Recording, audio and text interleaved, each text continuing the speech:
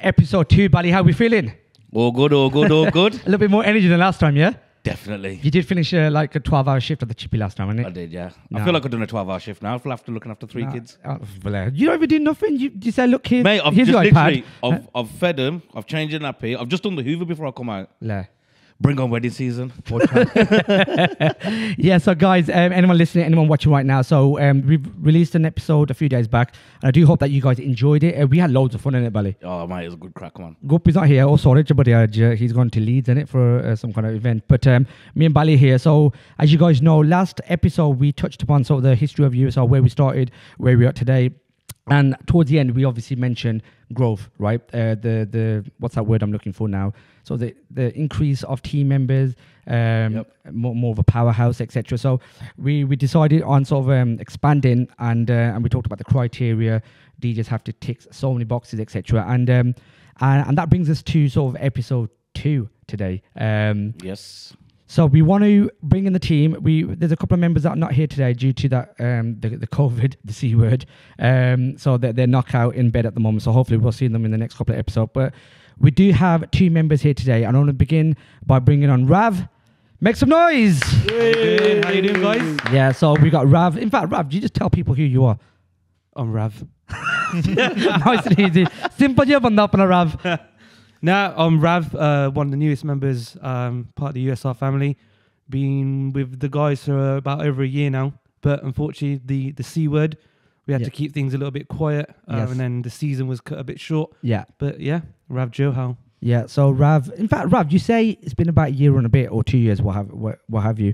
But you've actually done a lot of events with USR over the past few years as well, right? Yeah, definitely. I mean, I think that's where we kicked off really, as a friendship, but more so like a professional kind of DJ friendship.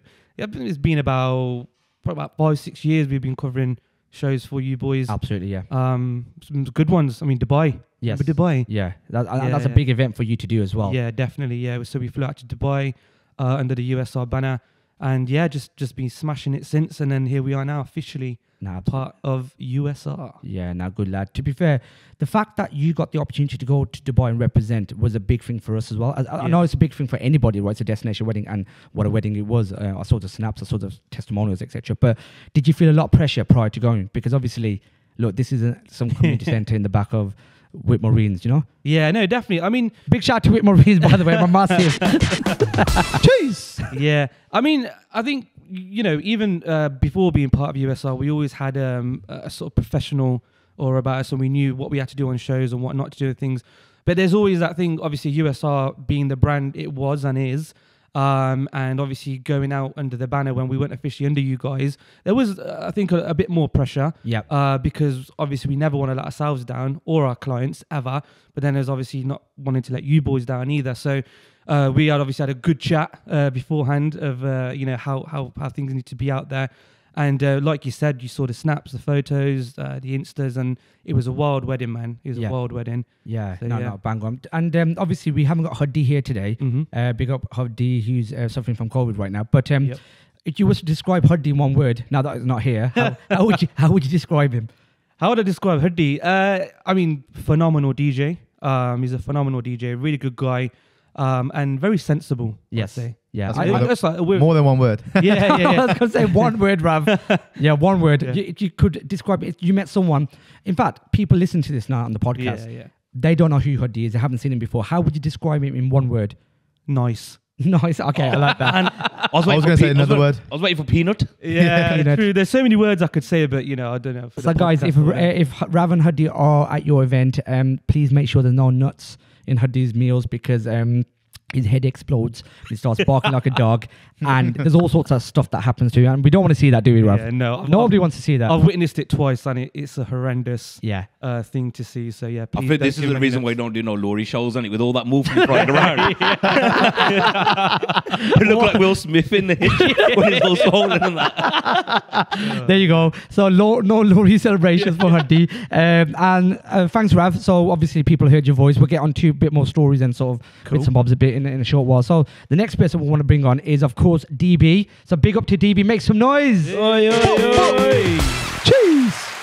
So guys, we got DeeBee inside as well. So DeeBee has done a lot of events for USR, part of USR for a number of years, including Guppy's wedding as well. So he's a phenomenal DJ, and we got to hear about DeeBee ourselves because obviously, in fact, DeeBee, you introduce yourself.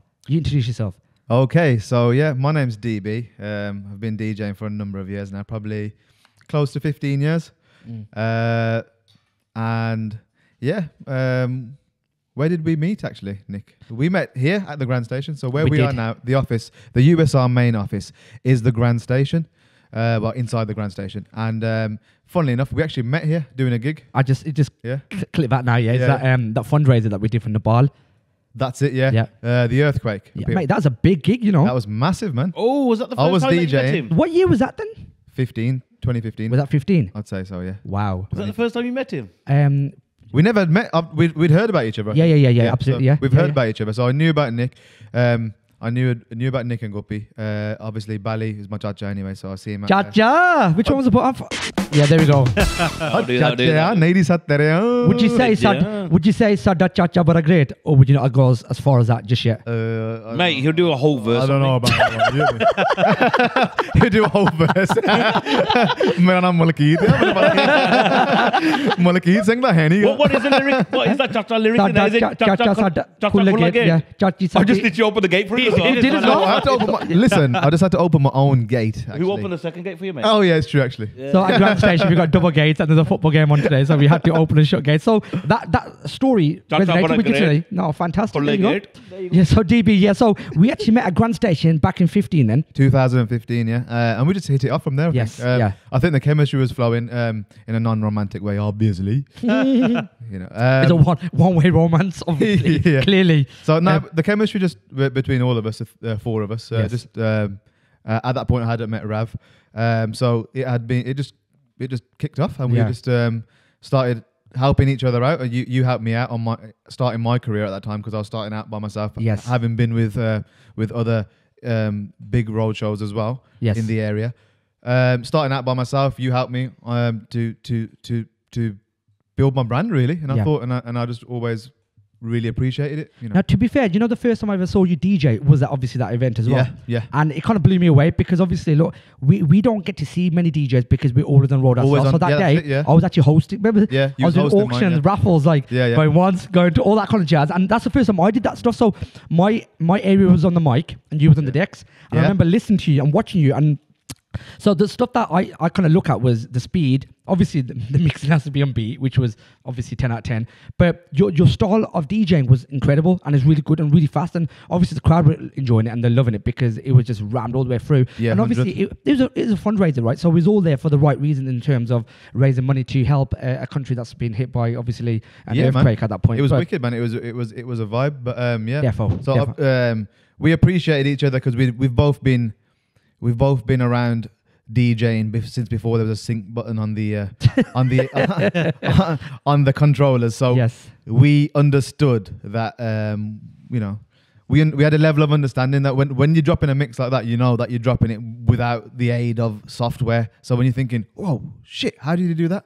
Because that's quite quick and that's quite and it's on beat and it's in and all these little things, and like you're thinking, "Oh shit, that loop's going." And so we was always on a technical side, always had a level of understanding 100%. And being like, "Yo, that's sick." And then like I said, we just hit it off from there. I carried on doing my own things, touring around the world, doing different things. You carried on growing USR, and alongside that, I always helped you out with your shows. Absolutely, 100%. And you helped me out with mine as well, loads. It just made sense that two people in the Midlands would be better under one brand and to grow than to do our own things and potentially not grow as much, So. And to be fair, like people might see the DJ industry, well, any industry in the wedding kind of sector, whether it's caterers, decor, photography, whatever it is, and DJs especially. Mm-hmm. Would you say there's a lot of ego amongst Asian DJs? 100%, man. There's a lot of even myself. Like we've had this conversation about joining up many times over the years, haven't we? Just you could say ego and pride probably was one of the factors of me saying, no, I just want to create my own brand and I want to do my own thing in it. So that could be a factor, but sometimes like you need to humble yourself over the time. So knowing what I know now, I think the 4 or 5 heads that we have here as DJs are far better under one brand. Absolutely. Pushing it and helping each other out and becoming a team. Like, because at the end of the day, when it comes to weddings on a weekend and etc., as a one-man band, if something goes wrong, you've only got yourself to like pick up after yourself, innit? Whereas when there's a team, there's Rav and Huddy, there's you and Gopi, there's Bally, there's people around to help out. So it's actually more of a selling factor for the clients as well. Absolutely, 100%. And but yeah, so we can grow together better if we're together. But we can't when we're all separate and we got our egos and all that kind of thing. We think we're the man. It ends up taken away from what your potential, I think. Yeah, and going back to that, so obviously we've got our team, and you know it will carry on growing. You know, we need to keep it real. We need to go out there, smash it. We need to be people that people get along with, etc. Now, going back to the point about Asians having ego issues, especially DJs, right? And I see that a lot, but also I see, like, so for example, if another roadshow WhatsApp me on the weekend, obviously we're really busy, but if we can help other DJs out at the time, 100% we'll do that. And there are a handful of DJs that would do the same back to us. And that is beautiful to see, because I saw this picture or a meme the other day where Gippy Gurewal is holding onto Bubba Mon's hand. Yeah, I saw that. Did you see that? And it's from Gippy Gurewal's son's Lori party, and it shows unity. And a lot of people turn up to that party. And what I gotta say about that, that's mate, that party was lit. No UK artists since the beginning of time have ever done what them Indian artists do in terms of unity. I'm not about the sales and the hits aside. Let's forget about that. 100. But in terms of like supporting each other, because I've been at some of these big UK artist events, and I've just heard what each people are saying about each other. The people that are holding the event that have invited everybody, I heard what they're saying about their people that they've invited. Absolutely, And to look back at that and see the love, the PR, they was all jumping on the mic, singing and doing each other's songs. And I was watching it again and again. It was giving me goosebumps. I was thinking, wow, this is unity, and this is the reason why they are where they are. And look at where the rest of the scenes are. You know, UK scene, for instance. I think that comes back to the ego point, because I think the meme actually said something along them lines. Yeah, the meme did say that. You see this in the UK.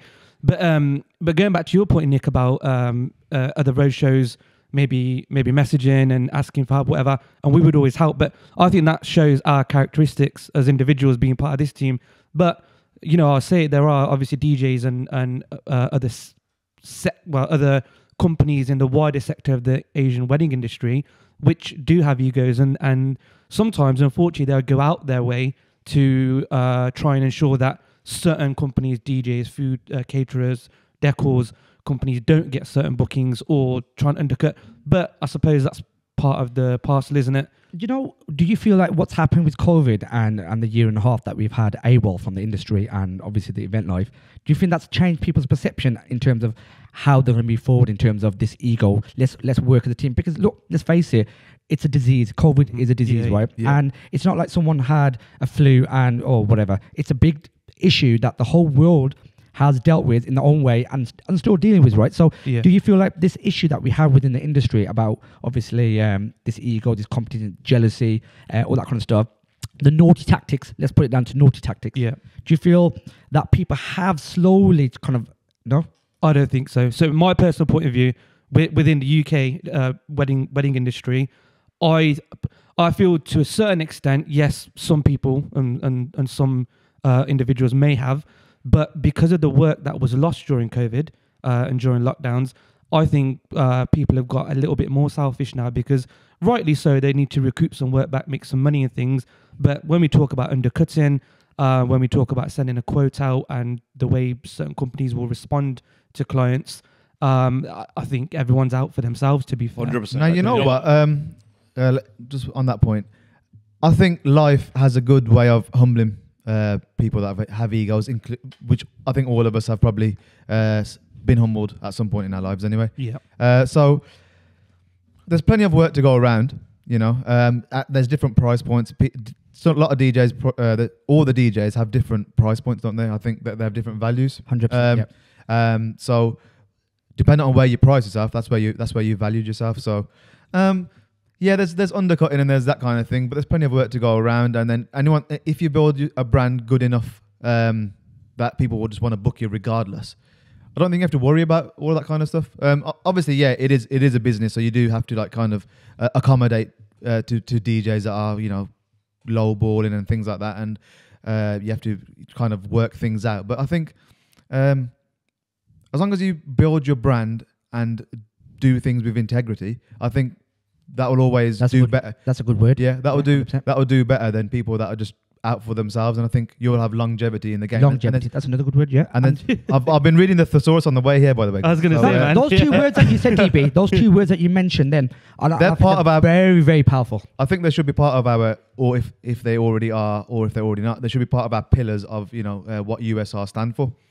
And I guess if you look at, I mean, look, you can't see from here, but we're based in the office, and then the second room to the right, we've got a whole wall dedicated to it's called the gallery, and it's dedicated to brides and grooms who send back testimonials. Now look, it's a business, we all want to earn, we all want to grow and be successful now, but equally as one of the pillars are and points that we kind of work with every event and every client is feedback. The feedback has to be 10 out of 10. If we even get 9 out of 10, we're like, what, why? And we get anxiety, we lose sleep over it. And people listen to this probably think the guy's he's exaggerated, but honestly speaking, I've been suffering from anxiety for all my life. Basically, my legs start shaking when I feel something's a bit negative.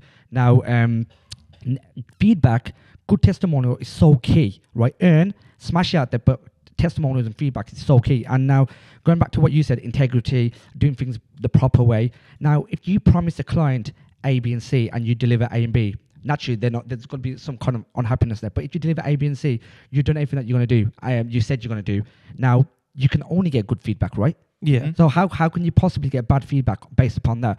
Now, going back on the point that you said, you know, like people have got the price points, they've got their own values. And I'm one for ranting on social media, on Instagram stories, because I see a lot. And look, I'm not claiming to be the biggest, but we do spend a lot of time building, promoting, and just putting everything into this brand. And now when you do something and you see other people jumping on the bandwagon and kind of grabbing elements of it or completely everything, it naturally is going to hurt you, right? Yeah, of course. Yeah. And look, it's business and people can do that. That's one side. But then what I mentioned earlier was dirty tactics. And now if we are against another DJ, whoever the DJ might be, and that DJ and the client is looking at the two DJs, you know, in terms of the branding, the price point, what they're getting for that money, everything as a whole, right? And the other DJ wins it. Fantastic, that's great. Now, if that other DJ is saying stuff like, don't book USR because of A, B, and C, I feel that's a naughty tactic. Yep. That's a very naughty tactic because it has happened. And, it does. And at that point, the thing that strikes me is, yes, okay, you might win that event by lying and starting off on a negative. Now, what you're also doing is you're taking roti away from my children, right? In my team, you're taking roti away from their children or their families. Now, look, I'm doing this because A, I'm very passionate about it, but B, look, I want to leave the best that I can for my children, right? We work. Yeah, no one wants to work, but then again, look, our work is very sociable and very enjoyable. But again, the matlab, if you're taking roti away from a DJ in the wrong negative way, you're actually taking, in a roundabout way, you're taking roti away from their families. Yeah. And I feel that's wrong. Man. If that DJ is better than you and they win the event, fantastic. And it happens. That's going back to the point that I made earlier. It's just integrity, and integrity will speak volumes. At the end of the day, the customers, the clients, people that book you, if they come into our office and we don't slander any other DJ, and we like, to be fair, when you know Nicku and Rav as well. When we've been here with clients and they mention other clients' name, other DJs' names, we're the first to pick them up, man. Yeah, so 100%. Every DJ, we always say, yeah, that DJ is sick, man, and you know, we're happy to go quote alongside that DJ. It's not a problem at all. Yeah. So I think that integrity shines. So if we're saying that and they're going to the other DJ and the other DJ is saying, oh, you don't want to do this, you don't want to do that, USR this, USR that. The customer sees that, man, and 100%. There's a small percentage of customers that just care about the price and don't care about the integrity. But the majority will see how we are as people, how we are as a company, because what we do reflects on the company. Absolutely. And that's it, man. We just got to be like, the integrity will always shine brighter than people that are the opposite of that. What's the opposite word of integrity? Like, I don't even know. Pokebars. On that point, DeeBee, what I was going to say as well is that, Nick's point as well about feedback from clients and stuff. So many people have said to all of us that when we book you guys or when we come for a meeting or we see you guys, like it's we build like a relationship with them.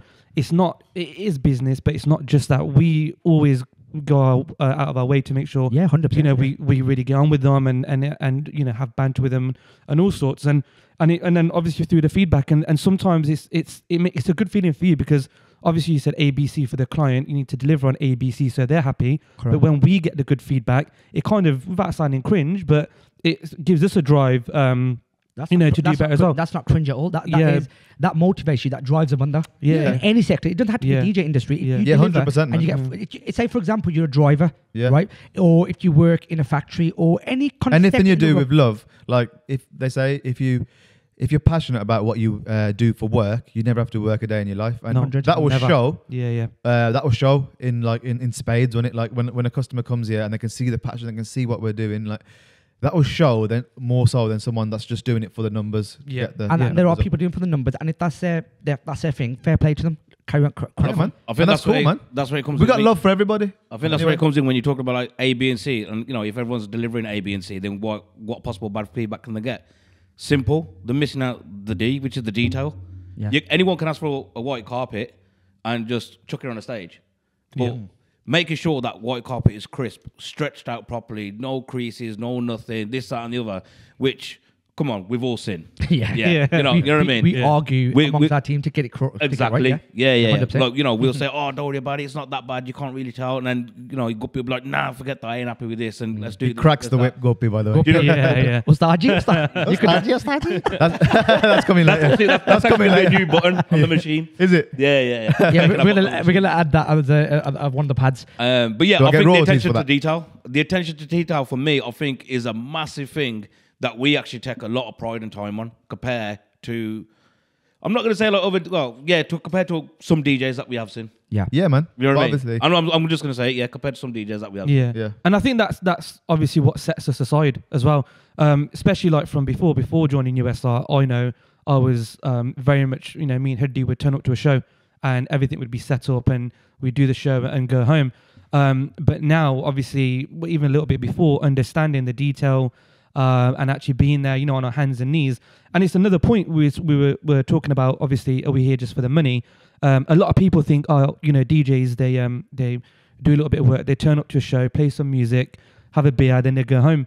But it's not like that. So when we're talking about, putting food on the table by what we do, what we earn, it's doing stuff like this. It's meeting with the clients in the week, getting things arranged. It's mental stress on us as well. Can I ask you a question, Raf? Which one of you or Huddy are on the hands and knees? Definitely me. Guppy made both of them on the hands and knees. And then he'll video us. Send it to the group. Guppy wasn't even making them work. He just goes, look, just stand next to me on your hands and knees. When I say, guys, if you listen to this, Guppy is a very scary, don't get twisted, Guppy is a very scary guy. Me and Bally are so shit scared of Guppy. Like, when Guppy says something, we will listen. We will listen. There might be a bit, but go, what? No, okay. Done. That's it. What's up? Because she could be gone when Amit the Butcher says Gerdia. Guppy. We don't like Amit the Butcher, by the way, but Guppy is like him, if not stricter. But that's a good thing. That's a good thing. Mini version, obviously. Mini version and a short version. When a few about a month ago, we were driving back from Newcastle. Guppy was after a show. Guppy's driving, and me and Huddy sitting there, and it's like there's traffic as well. So what should have been a 3.5 4 hour journey turned out to be like a 5 hour journey. And then Huddy's gone to sleep, and then I'm sitting there, and then me and Guppy are talking, and then I was like, put some music on. He's like, no, I just want to talk. I was like, okay. Really, we've been like we stayed over the night, so we spent a lot of time with each other talking. Yeah. So, we're really trying to find some convo. And then we literally drive for 4 hours, and we're not really talking. It's just quiet.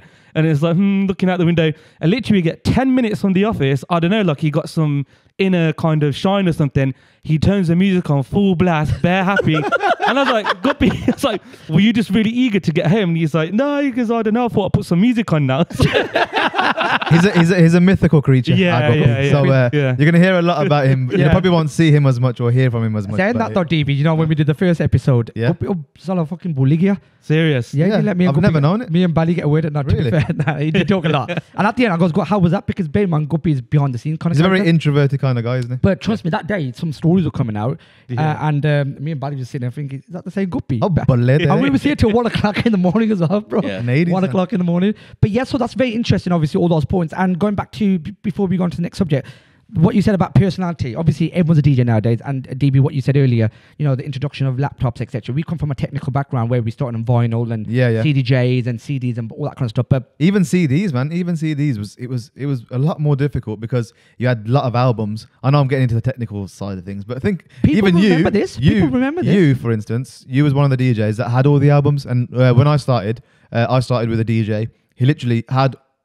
You'd go out to the shop, to the local record shops and buy the album, and then there'd only be the one song that you're gonna drop on the album. Absolutely, you'd have. So a set was basically you'd pick a song, a CD, you know, an album, get the song, boom, play that one, and then you'd have to find the other album to play the next song. You wouldn't have them all on one CD, and then someone had the bright idea to start burning them onto CDs. Like, so you got sets together, similar BPMs together, boom, boom, boom. That's what I started doing. But then, like. It's all these things. You had to think what song I'm going to play because there wasn't a crate of just songs. You was looking through, but mainly you'd know what you was going to play because it was in your head and you'd look through. So that taught us a different way of DJing that I don't think that the younger generation of DJs, big up yourselves, you're doing well, but I just think that because it's all provided on your screen and you can just scroll through endless lists of thousands of songs in crates that you can make yourself. You're not having to think, what actually this crowd actually. I've dropped that earlier, so I reckon this one, I'll pull this one out the bag because we've got used to pulling that kind of knowledge from our brains. And if you look at it, going back to what you just said, which is a very good point, DJs, you know, are so busy looking at a laptop screen now to work at BPMs and match them up on what songs. You're not focused on the crowd, man. On the crowd as much. You have to read the crowd. You have to vibe with them. We have to move with the times. Naturally, right? So we, you know, from the vinyls to the CDs.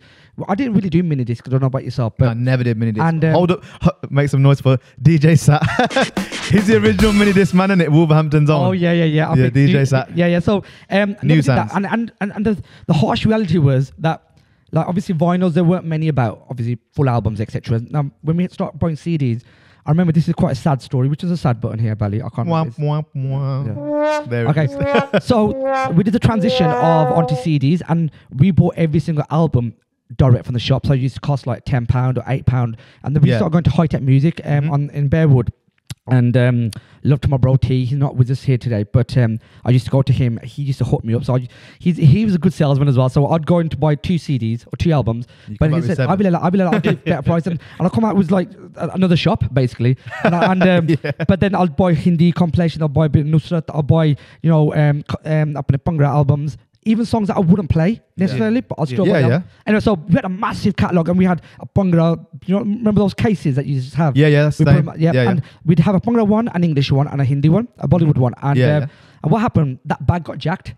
Or lost. I can't say it got jacked. It lost or jacked, whatever. So we had to do that again. And bear in mind, this is a big cost at the DJ buying these tracks. Yeah, thousands. Exactly. And so when we bought it the second time round, probably a year later, we invested in the DDJs, which is basically, if you don't know much about sort of technical side and equipment, it's basically all you do, you have a laptop connected to decks, you don't need normal CDs. So at this point, we had the option of burning each song or album onto our Mac at that point individually, or just buy the songs again on iTunes. So realistically, it's a song like, I don't know, a popular track like... You bought it 3-4 times. We bought it 3 times. So twice on on that album was cheaper because there's only 4 songs on that EP, wasn't it? So but anyway, so we support these artists 3 times.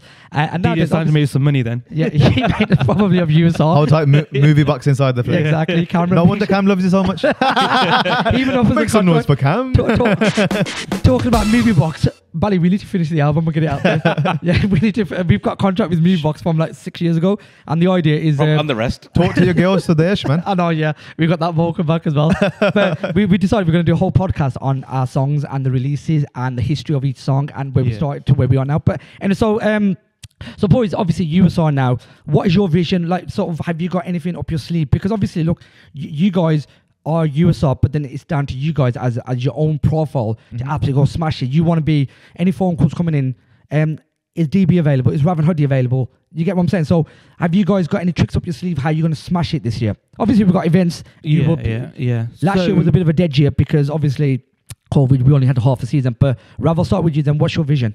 Yeah, so obviously for all our normal wedding shows this year, we're recording a lot of content. We'll definitely be recording a lot of content so we can put it out on social media so people can see more about me and Huddy and how we do our events and how we DJ and how we, host a show.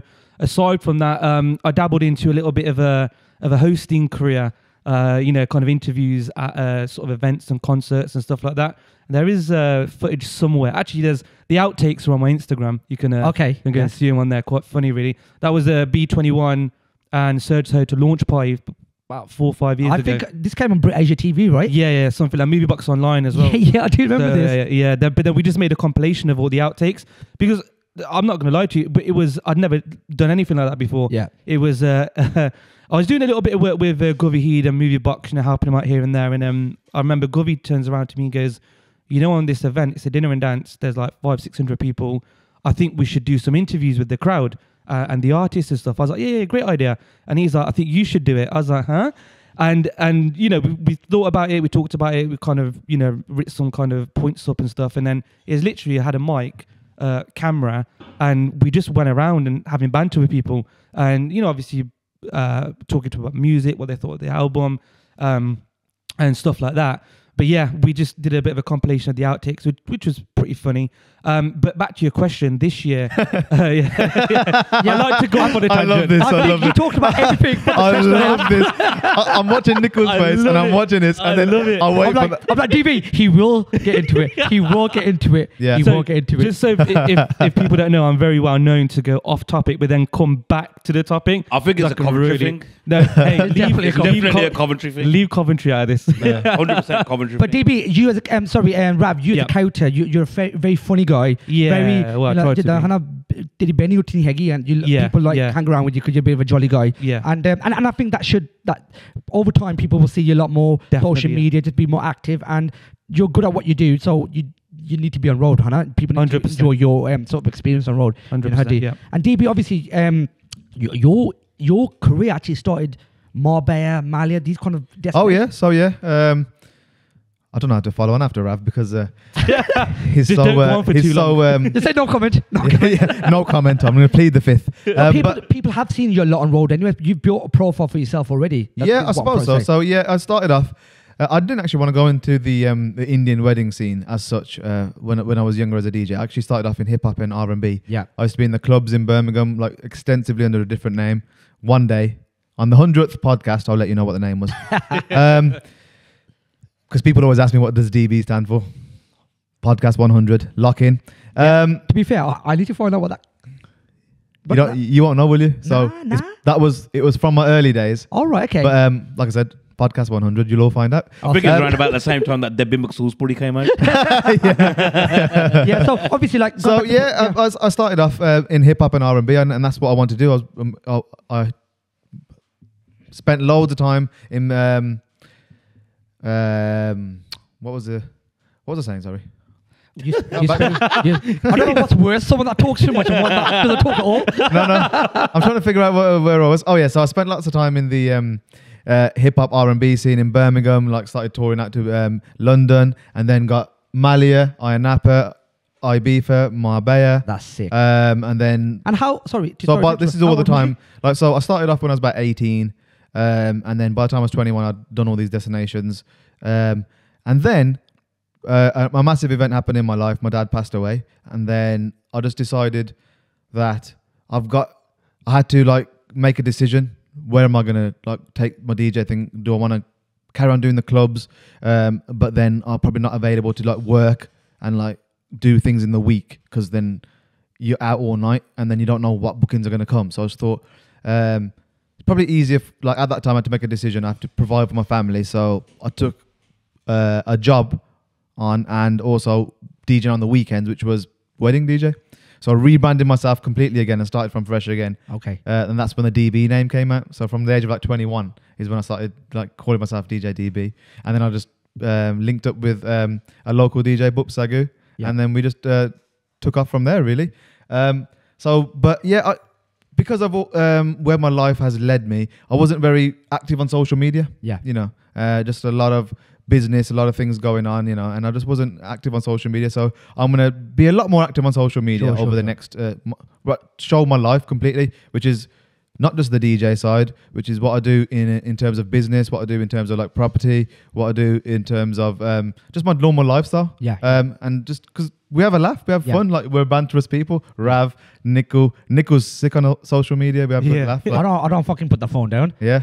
But I guess that's where sort of personality shines. Yeah, 100%. People buy buy into your personality. So that's what I want to like show my personality now on social media, which is an extension of yourself, isn't it? So definitely, I definitely want to go out on doing a lot more podcasts of my own, which you'll be seeing on the USR podcast page, and just mixes, you know, because like I said, I've come from this old school era. I want to bring the old, like kind of old school mixing back, like maybe turntables. I don't know. I haven't thought about it, but then we'll think of a new way of how I'm gonna incorporate old school with the new school, and then go from there. Really, keep building the profile, building the brand, and just doing it one step at a time. Yeah. Now, to be fair, it sounds exciting. And anyone listening, anyone watching, you obviously you've been tuned in, and you're reading up about or hearing about our new DJs, and it's all positive. And like what we said, Bally, in the first podcast, anyone that sort of is part of USR branding has to be like us in terms of, you know, we need to getting along is the most important thing, right? You need to get along, you need to jam. And one of the first things you said, DeeBee, when we met at that Nepal earthquake fundraiser, we vibed straight away. Yeah, 100%. That's so important. You can't buy that. You can't buy that. You can't buy that. You can be the biggest team, the smallest team, but as long as you're a team of people that are going out there putting everything into it, but having fun along the way, it's so important. Like going back to your point, in fact, this was, I think we touched upon it in the last podcast. No, sorry, we didn't. I was thinking about sort of mentioning this. There's the whole stigma about DJs drinking on the job, etc. I know, DeeBee, you don't drink at all. No, I don't. No. I'll be honest with you, and I've never hid away or shied away from the fact that we have a beer or two or five or an event. But the idea is, look, getting your vibe, and look, we can't be going for 17 years, right? 17 years if we were turning up to gigs, getting rat-arsed. And where the groom has to pick us up and put it in our van and drive us home. So we know that, you know, if we meet someone's parents at an event, we give them hugs, get the auntie sit there, if we meet someone our age, we know how to involve conversation with them. Kids, we've got kids of our own. Well, me and Bally have. You guys haven't. No, I just want to confirm that, right? No. On your CV, not that I know of. But, on your CV, you said you didn't. But yeah, so it's all about interaction. Whether you do that sober, when you've had a couple of pints or what have you, and the main thing is vibing. Whichever way you vibe, go out there, smash it, and get good feedback. Make sure clients are happy, and that, you know, our biggest way of earning events and weddings is word of mouth. Yeah, word of mouth is the best form of advertisement. You could pump £100,000 tomorrow into Google or social media. Yeah, naturally you'll get inquiries because people will be cold. It's almost like it's about the longevity, man. We've seen loads of DJs come and go in like the last 15 years that I've DJ'd, and 20 plus for you. Yeah. But we've seen a lot of DJs come and go, and we're still here. So, and we're here as a collective. We're taking it to another level. Yeah. So, man, I'm just excited for the next chapters. You know, absolutely. I mean, all of that was just the first chapter. Everything we've just talked about now is just the first chapter, which is just like, if you think that how many chapters are to come, you know. We've got so much to build, man, and I'm so excited for it, man, because like we're finally moving together with a team that's on the same wavelength. We're going in the same direction, and we're out here for vibes, man. We're here for a good time, man. We're here for a good time, absolutely. And we like to sleep soft, like you know, at night, just go like this, and you sleep. And to be able to do that, man, like it comes back to what we were saying, man. We've just we're all on the same vibe, we're on the same wavelength. We've got integrity, and we're just here to rock weddings. Yeah, that's the plan. That's a goal, isn't it? That's a goal. Bally, do you want to say a few words before we lock it off today? You've been very quiet today. I'm tired, man. Oh, do you want to tell everyone what you do and what you did last night? Munchy jabs. Last night, actually, I was just catching up on Cobra Kai, to be fair. Bless you. What time did you go to sleep? 2:00. Yeah, that's probably why. What time you get up? Kids had me up at 7:30, 8 o'clock. That's the problem, innit? Yeah. See, you know what? One thing I got to say before we left. You mans that have kids and do this, bro. So you know when you just said, "Oh yeah, we round of applause." Yeah. You know what, me? You just got sleep softly. Yeah.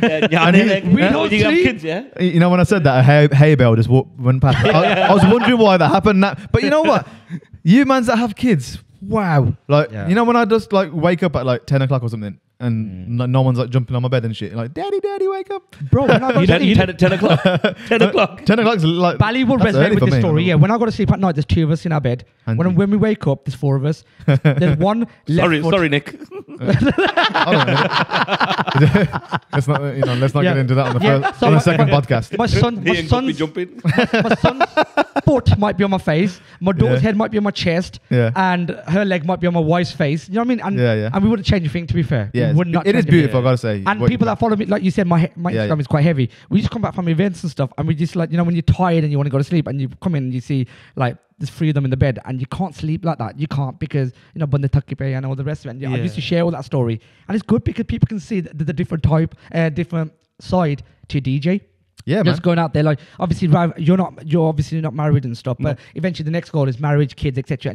And to be fair, like me and the missus, obviously we got married before we had kids, so we like going back. What do we talk about? Because when the kids go to Leamington, their nanke, my in-laws basically, the house is so quiet, and you think, hold up, surely it wasn't quiet before the kids. So obviously that's a whole different life, innit? It's a new dynamic. It's so sick. But yeah, man, ratings to you guys who do that, and everyone at home as well that does these full-time jobs and shit. There's a lot of DJs that I know personally know that they've got kids, they've got other jobs, a full-time job, and DJing on the weekend. Big shout out to these guys because it's a graft. It's and the ladies as well, because like a couple of even one generation ago, like being a mom was a full-time job, innit? Yeah, that's what they used to do. And I still think it is, man. Like it's just like we've had like life. The world has progressed so much that you can't afford to not have both parents working. I know. Yeah. But the moms out there, man, big shout out to the moms. Yeah, man. Yeah. So guys, episode 2, almost at an end. Is there anything that you guys want to add before we say our goodbyes? Go on, Rab. Why are you looking at me for, man? I see you looking at the corner of me, the corner of your eye, man. It's you, man. I was gonna say, go on, you go first. No, you go first. No, you go first. Hey, listen. If Rab goes off first, he's gonna come off track. Yeah. We're gonna be talking for another half an hour about I don't know, Bubble Man's Mudge that ran away, and then we're gonna come back on the track again. But yeah, man, I'll keep it short. I was just gonna say, it's been good to be on this podcast episode 2. Like we said, there's loads more coming in terms of podcasts, in terms of USR and the teams within USR. So for everyone listening, log on to our social medias, our 100%. Website. We'll put the handles on the screen. Yeah. Everything on there, and all the updates will be on there. So big things to come. Yeah, man. Just gotta say, like when me and Nick and Guppy sat down and had this conversation about joining up with USR, I brought up the idea about the podcast, and within weeks we've got a whole podcast rig. And everything's set up, a beautiful studio. It's cost me a fucking arm and a leg, bro. Yeah. So what I was gonna say is, like things aren't done by half measures, and this is just one element of the whole brand. Like things aren't done by half measures, and we're here at, sitting down at this podcast so fast and so good, and like we're just gonna keep it moving. So this is just one leg of many things that we're gonna do in the near future. So just to let you guys know at home that keep it locked, man. We're gonna be flooding your feeds with a lot of different things, and there's loads of different avenues that we can all explore. We've got Rab, we've got myself, we've got Guppy, we've got Nicku, we've got Bally, we've got a lot of people here. Yeah. And just move so quick with it. So I'm really like happy to be on a wavelength with each and every single one of you who just absolutely like smashing it. So let's just keep it moving in the same direction, man. And we'll just make sure you keep it locked at home. We've got so much to bring to you guys. 100%. And growth is so important. Like me and Guppy stopped when we hit 5'5". But generally speaking, growth is very, very important. And as we grow, let's take our people with us. Our family, our friends, our other people in the industry. Let's all grow together. Yeah. Like you said at the start, there's enough work for everyone. There is, man. If we've all got integrity and we're all on the same wavelength, let's fucking smash it. Winning ain't fun unless your whole team ain't winning, man. That's what I'm saying. Yeah, that sounds like is that a Drake song or? It might be. Yeah. Hold tight yourself, Drake. But yeah, so anyone listening, man, I hope you guys enjoyed today's episode. And is there anything that you guys want to see here? Hit us up. Social media handles will be obviously on the screen itself. But check out usrmusic.co.uk where you can download all the podcasts, the videos. You got it all there. So big shout out to everyone that's tuned in or listen while you're driving to work, etc. So big shout out to each and every one. Rav, DeeBee, Bally, myself, signing out. Love.